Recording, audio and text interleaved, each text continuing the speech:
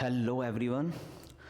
तो हमारा UP PCS paper 5 और पेपर 6 का जो हम डेली आंसर राइटिंग स्टार्ट कर चुके हैं, उसी प्रोग्राम में हम आगे बढ़ते हैं और फिर दोबारा स्टार्ट करते हैं आज जीएस पेपर 5 के एक क्वेश्चंस के साथ। क्वेश्चंस हमारा क्या है? जो क्वेश्चंस मैंने आपको डेली आंसर राइटिंग में आपको जो कल दिया गया था डे 6 में, उसी क्वेश्चंस को आज हम जो है यहाँ डिस्कस करेंगे। तो क्या क्वेश्चंस है कि उत्तर प्रदेश में जो महाजनपद हैं उसको हमें डिस्कस करना है। उन महाजनपदों की क्या विशेषताएं हैं, किस तरह की राजनीतिक विशेषताएं हैं, किस तरह की धार्मिक या सांस्कृतिक विशेषताएं रही हैं, इस चीज़ को हमें डिस्कस करना है, इस क्वेश्चन पे बात करनी है। तो हमारा जो सीक्वेंस चल रहा है आपका हिस्ट्री ऑफ उत्तर प्रदेश के अंदर, हम अभी पहले साइटों की बात कर रहे हैं। पहले हमने नवपाषाण काल के बारे में बात करी। इसी तरीके से हमने जो है उससे पहले अगर हम देख रहे थे तो उत्तर प्रदेश एज ए लघु भारत के रूप में बात करी। आज हम बात करेंगे कि उत्तर प्रदेश के अंदर कौन कौन सी महाजनपद एग्जिस्ट करती थी और जो महाजनपद अवेलेबल थी उन महाजनपदों की क्या खास विशेषताएँ थी, किस तरह की विशेषताएँ वो रखते थे। एक्चुअली में अगर हम 2024 के यूपीपीसीएस मेंस को देखें तो उसके अंदर आपका जो है एक क्वेश्चंस आया भी इससे रिलेटेड कि जो भी हमारी जो महाजनपद थी वो वाली महाजनपद बतानी थी जो गणराज्य के रूप में जो है स्थापित थी।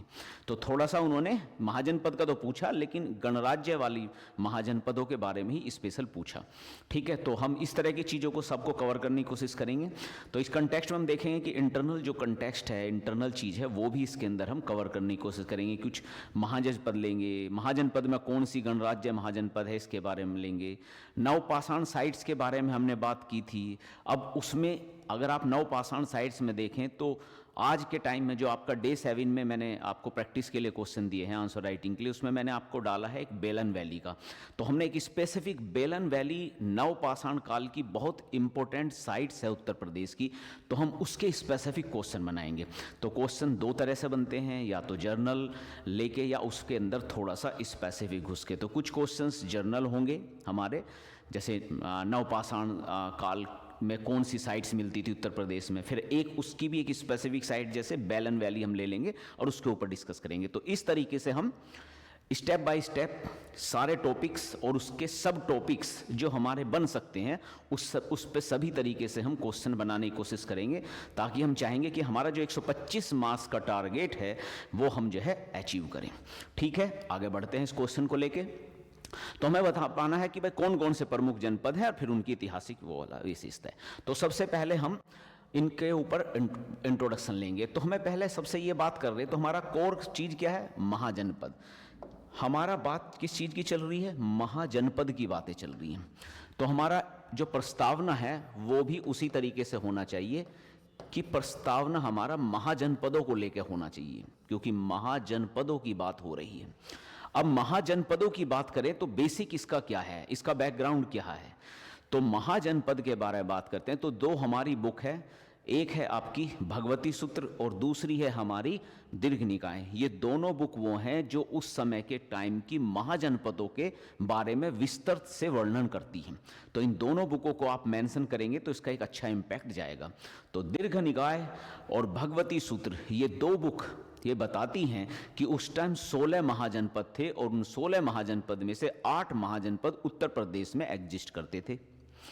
और ये जो महाजनपद थे, ये सबसे खास बात यह कि उस समय की जो भी राजनीतिक वो था, जो भी राजनीतिक परिवर्तन हो रहे थे या जो भी सांस्कृतिक परिवर्तन हो रहे थे, उसमें महत्वपूर्ण रोल प्ले कर रहे थे। क्योंकि पहली बार एक ऐसी चीज क्रिएट हुई थी कि हमारे एक महाजनपद वाला सिस्टम क्रिएट हुआ था। यही महाजनपद वाले सिस्टम आपस में जुड़ के और सारे महाजनपद आपस में जुड़ के, आपने देखा होगा कि जो 16-17 महाजनपद थे वे सारे आपके जुड़ते हैं और वे सारे जुड़ के एक मगध साम्राज्य का निर्माण करते हैं। तो क्योंकि मगध साम्राज्य का निर्माण होता है, उस साम्राज्य के निर्माण से पहले ही ये जो छोटी छोटी महाजनपदें हैं, ये महाजनपद ही उस टाइम की राजनीतिक परिप्रेक्ष्य और सांस्कृतिक परिप्रेक्ष्य को प्रभावित कर रहे थे। तो इस तरीके से हमने महाजनपदों का बैकग्राउंड लिया कि कहाँ डिस्कस कर रहे हैं, कितने महाजनपद थे, क्या इनका रोल था। ठीक है। तो ये चल बेसिक हमने महाजनपद के बारे में ले लिया इसके इंट्रोडक्शन में कि भाई 8 जनपद हैं, ये बुक कह रही हैं राजनीतिक और सांस्कृतिक परिदृश्य को स्पेशली ये इफेक्ट करती हैं। अब उत्तर प्रदेश के हम जो है, अब उत्तर प्रदेश में 8 महाजनपद हो गए हम, अब उत्तर प्रदेश के 8 महाजनपद को हम डिस्कस करेंगे और इन महाजनपदों को डिस्कस करने के साथ साथ में हम जो है उत्तर प्रदेश का मैप लेके इन महाजनपदों को उत्तर प्रदेश के मैप में भी दिखा देंगे। सबसे पहले इंट्रोडक्शन के बाद सबसे पहले हम ये मैप बनाएं एक साइड में इस तरीके से और उसको इसमें दिखा दें कि भाई कौन कौन से महाजनपद है। ये आपका कुरु महाजनपद है, ठीक है, ये कुरु महाजनपद है बिल्कुल वेस्टर्न पार्ट में। पांचाल, इसके बाद आपका सुरसेना, पांचाल आपका ये वाला रीजन है, बरेली वाला इस तरह का रीजन। ये सुरसेना जो आपका आज के टाइम में आपका मथुरा वाला रीजन है वो सुरसेना वाला रीजन है। ये इधर आपका जो है मेरठ वाला रीजन कुरु वाला रीजन है। छेदी वाला रीजन जो आज के टाइम में आपका झांसी वगैरह बुंदेलखंड वाला रीजन आपका छेदी है। वत्स जो आज के टाइम में प्रयागराज और कौशाम्बी वाला एरिया है वो वत्स हो गया। काशी आज का वाराणसी है। मल आपका जो कुशीनगर वाला एरिया है आज के टाइम कुशीनगर पाव वाला एरिया ये आपका मल होता था। और खोसला तो जो आपका इस तरीके से खोसला वाला एरिया है जो उस टाइम आपका अवध वाला रीजन हुआ करता था। तो ये रीजन एक तरीके से 8 महाजनपदों को बनाते हैं। तो इस 8 महाजनपद के बारे में हमें आइडिया भी होना चाहिए कि कौन कौन सी महाजनपद कहाँ कहाँ एग्जिस्ट करती है। आप 8 महाजनपद इन यूपी दिखा दीजिए तो आपका आधा काम तो यही हो गया। अब हम एक एक जनपद को लेते हैं और उस जनपद की क्या विशेषता थी, उसकी क्या धार्मिक विशेषता थी, कि को क्या और विशेषताएं थी, उसके बारे में डिस्कस करते हुए आप निकल जाइए बस थोड़ा थोड़ा सा। तो जैसे पहले हमारा कोसला महाजनपद हम ले रहे हैं तो हम बता देते 3 हिस्सों में से बांट सकते हैं ज़्यादा अच्छा उसका प्रेजेंटेशन करने के लिए। जैसे हम एक ले लें किस क्षेत्र में था, फिर छोटा सा एक सब हेडिंग डाल दें विशेषताएं क्या थी, फिर एक छोटा सा सब हेडिंग डाल लें धार्मिक महत्व क्या था। तो पहले हमने हेडिंग बनाया और इसके 3 सब हेडिंग बना लिए हमने और 3 सब हेडिंग के थ्रू पूरे कोसला को की विशेषताओं को भी, धार्मिक राजनीतिक सारी विशेषताओं को हम एक्सप्लेन कर पाएंगे। तो हम एक्सप्लेन करते हैं। तो हमने क्या कहा भाई कोसला है, मैंने बताया था ये कोसला है। तो कोसला वाला रीजन आपका जो आज का अयोध्या, श्रावस्ती, बस्ती या लखनऊ वाला जो रीजन है पूरा अवध वाला रीजन, जिसमें आपका अयोध्या आ जाती है, लखनऊ आता है, बस्ती वाला रीजन है, पूरा अवध वाला रीजन आपका कोसला हुआ करता था। तो ऐसे आप याद रख सकते हैं। और तो ये क्षेत्र बता दिया। अब इसकी विशेषता क्या है, अब ये जो एरिया है ये काफ़ी उपजाऊ एरिया है। तो उस टाइम के रूप में ये कृषि के क्षेत्र में एक उपजाऊ कृषि भूमि रहा करता था। कोसला एक उपजाऊ कृषि भूमि भी था। कोसला एक महत्वपूर्ण सांस्कृतिक और राजनीतिक क्षेत्र भी हुआ करता था, क्योंकि अगर ये सारी जनपदों के बारे में हम बात करें तो इन महाजनपदों में ये एक काफ़ी लार्ज महाजनपद हुआ करती थी, एक पावरफुल और स्ट्रोंग महाजनपद थी। और अगर महाजनपद स्ट्रोंग होगी तो स्ट्रोंग, जैसे वत्स भी एक इंपॉर्टेंट आपका जो है महाजनपद थी, काशी भी एक स्ट्रोंग महाजनपद थी, ये छोटी महाजनपद थी। तो ये जो बड़ी महाजनपद हैं, ज़्यादा पावरफुल है, इसका अपना एक राजनीतिक और सांस्कृतिक महत्व तो बन ही जाता है। तो क्योंकि उपजाऊ भूमि थी, इस तरह के रीजन था, तो ये एक सांस्कृतिक और एक जो है राजनीतिक क्षेत्र के रूप में ये उभरी, ठीक है। और अयोध्या इसकी कैपिटल रही थी, ठीक है। अब इसके बाद धार्मिक महत्व क्या है, धार्मिक महत्व यह है कि अगर अयोध्या है तो अयोध्या तो श्री राम से जुड़ जाएगी। तो इसका धार्मिक या सांस्कृतिक महत्व यही है कि जो हमारे श्री राम, भगवान राम की जन्मभूमि से अयोध्या को या कोसला को हम सीधा लिंक कर सकते हैं। तो इस तरीके से हमने कोसला को एक्सप्लेन कर दिया, एक हमने बता दी। कोसला सबसे पहले क्यों ली, क्योंकि सबसे पावरफुल वही है। तो आप प्लेन एरिया में हैं और आपका जो है राजनीतिक और सांस्कृतिक हर चीज़ को हमने उसको एक्सप्लेन कर सकते हैं। अयोध्या से जोड़ सकते हैं, सीधा श्री राम जी से जोड़ सकते हैं। अगली आपकी जनपद आ गई, हमने काशी ले ली। मैंने बताया काशी भी एक काफ़ी स्ट्रोंग आपकी जो है जनपद थी। काशी जो आज का वाराणसी है वही आपका काशी हुआ करता था। काशी का आपको पता है, देखो काशी आप पहले से ही फेमस है कि काशी 2 चीज़ के लिए बहुत फेमस है। एक तो ये आपका जो है शिक्षा या ज्ञान का एक महत्वपूर्ण केंद्र हुआ करता था, अगर आप हिंदू संस्कृति के अकॉर्डिंग देखें पुराने टाइम में। दूसरा, ये महत्वपूर्ण व्यापारिक क्षेत्र भी हुआ करता था। ये 2 चीज़ें हमेशा से बहुत फेमस है काशी के बारे में, वही चीज़ हमें बतानी है कि ये व्यापार, शिक्षा और आध्यात्मिकता के रूप में भी एक प्रमुख केंद्र कह सकते हैं, क्योंकि ये हिंदू साहित्य में हिंदुओं का जो है आध्यात्मिक क्षेत्र आज भी है और उस टाइम भी एक आध्यात्मिक क्षेत्र के रूप में ये फेमस था। तो ये आपका आध्यात्मिक क्षेत्र के रूप में भी इसी तरीके से फेमस होगा। तो फेमस हो गया, तो फिर आपका धार्मिक महत्व क्या है?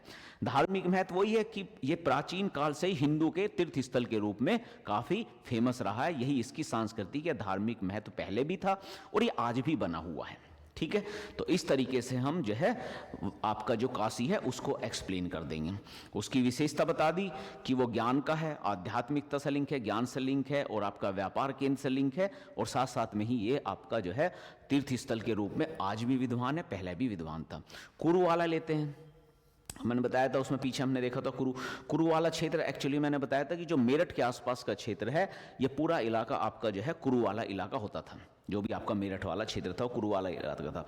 अब इसमें क्या है, अब कुरु वाले उसमें देखें तो जो कुरु वाला वही इलाका है जो वास्तव में आपका जो है जो महाभारत वाली कंडीशन चल रही थी, तो उस महाभारत का जो सेंटर था वो कुरुक्षेत्र वाला एरिया यही आपका एग्जिस्ट करता था। ये वही कुरु है, ये वही कुरुक्षेत्र वाला एरिया है जो आपका हरियाणा और मेरठ में आपका उत्तर प्रदेश में आता है। वही कुरुक्षेत्र वाला है जो महाभारत से लिंक है। तो इसको हम क्या कह सकते हैं, हम कहेंगे भैया देखो मेरठ से लिंक था, मेरठ में जो हस्तिनापुर एरिया था उससे लिंक था।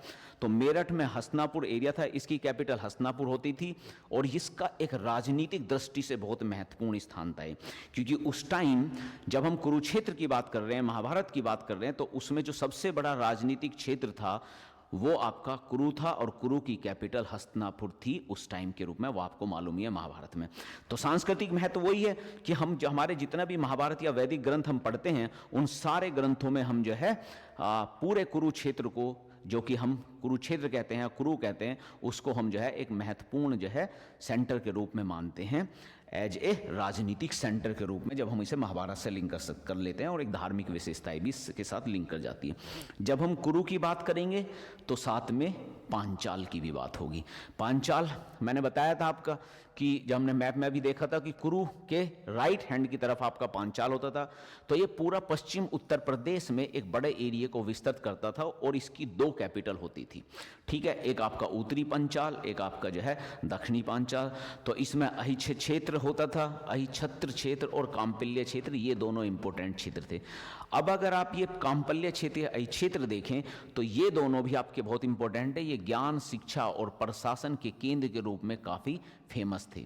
जो काम्पल्य क्षेत्र है ये आपका बहुत इंपॉर्टेंट क्षेत्र था, ज्ञान के रूप में, शिक्षा के रूप में इंपॉर्टेंट क्षेत्र था, प्रशासन सिस्टम में इंपॉर्टेंट रेफ था। और जो द्रौपदी थी, तो आपने सुना होगा जब द्रौपदी थी तो वो पांचाल आपकी जो है वो थी, पांचाल जो साम्राज्य था उसी की आपकी जो है एक तरीके से प्रिंसेस थी।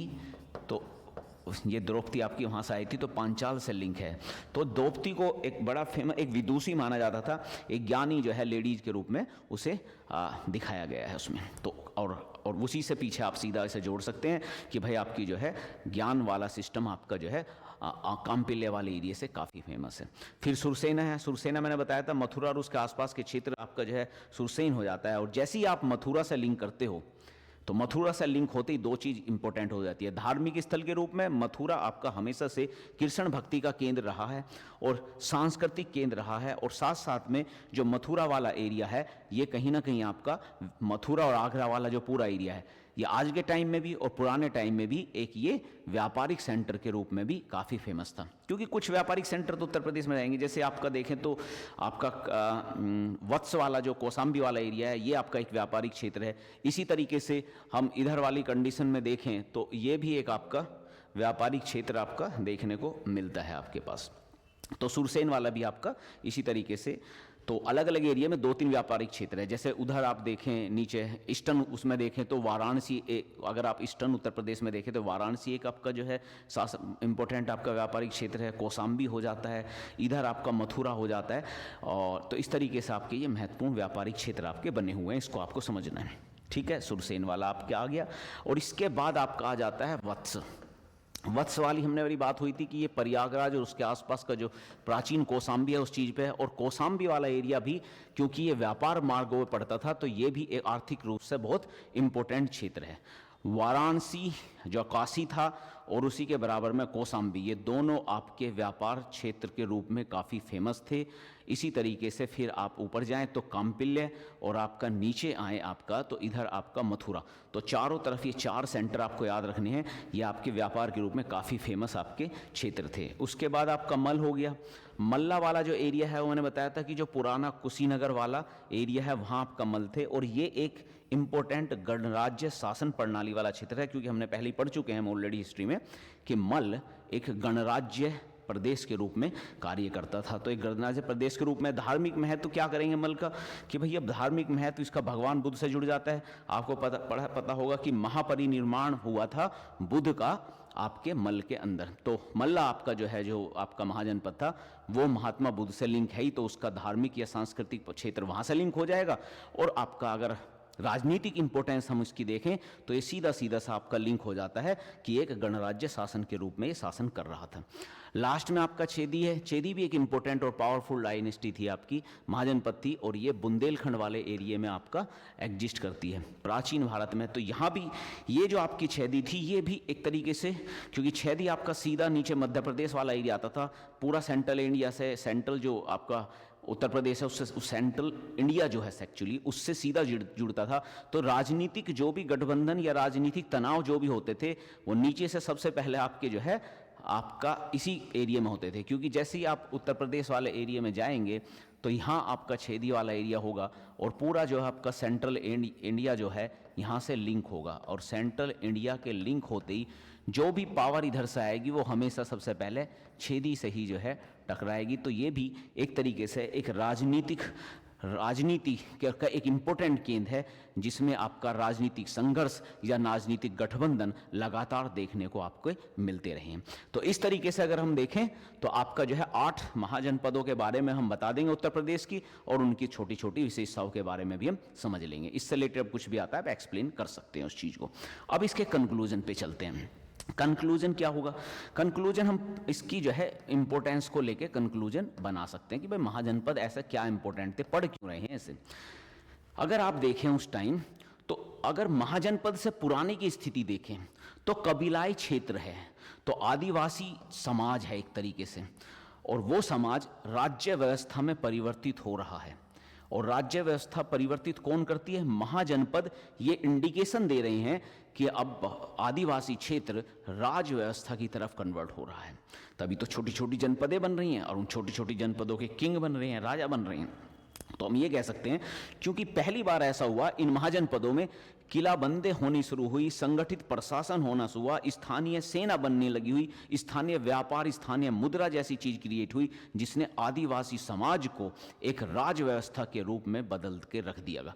और इसी वजह से क्या हुआ, यही क्षेत्र आगे चलकर इन छोटी छोटी महाजनपदों से, छोटी छोटी राज व्यवस्था से बदल के आपके मौर्य, गुप्त या शुंग जैसे साम्राज्य के रूप में उभरे। और इस तरीके से इन्होंने एक बहुत ही पावरफुल या एक महाशक्तिशाली साम्राज्य की नींव रखी इन महाजनपदों ने। और साथ साथ में इन महाजनपदों ने बौद्ध धर्म और जैन धर्म के प्रचार और प्रसार में भी बहुत इंपॉर्टेंट रोल प्ले किया, क्योंकि अगर आप देखेंगे तो आपका महावीर जैन और गौतम बुद्ध दोनों का जो आपका कार्यकाल है वो महाजनपद के कार्यकाल से ही लिंक होता है। तो महाजनपद, बहुत सारी महाजनपदें उन दोनों आपके धर्मों को फैलने में बहुत इंपॉर्टेंट रोल प्ले करती हैं। तो कई सारी चीज़ें हम यहाँ इसमें ले सकते हैं कि किस तरीके से एक राज व्यवस्था का उदय होता है, वो राज व्यवस्था किस तरीके से अंततः एक महाशक्तिशाली साम्राज्य जैसे कि आपका जो है मौर्य साम्राज्य में आपकी कन्वर्ट होती है, और फिर अंततः फाइनली उसी तरीके से आपका वो धर्म के प्रचार प्रसार में भी महत्वपूर्ण रोल प्ले करती है महाजनपद। तो महाजनपद इसीलिए काफ़ी इंपॉर्टेंट रोल प्ले करते हुए आपको दिखेगी। ठीक है, थैंक यू। आपका इससे रिलेटेड आपका जो है, अगर आप ग्रुप से जुड़ना चाहते हैं टेलीग्राम ग्रुप से, तो इसमें आपको लिंक मिल जाएगा हमारे जो है जो यूट्यूब चैनल के डिस्क्रिप्शन में, तो आप वहाँ उससे जोड़कर ज्वाइन कर सकते हैं उसे, ताकि आपको डेली आंसर राइटिंग वहाँ से लगातार आपको मिलता रहे।